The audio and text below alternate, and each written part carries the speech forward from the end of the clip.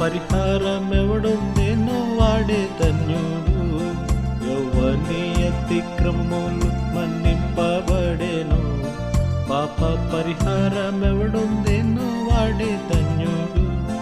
యెహోవాచే నిర్దోషిగా తీర్చబడియు, యెహోవాచే నిర్దోషిగా తీర్చబడియు, ఆత్మలో కపటము లేని వాడే ధన్యుడు.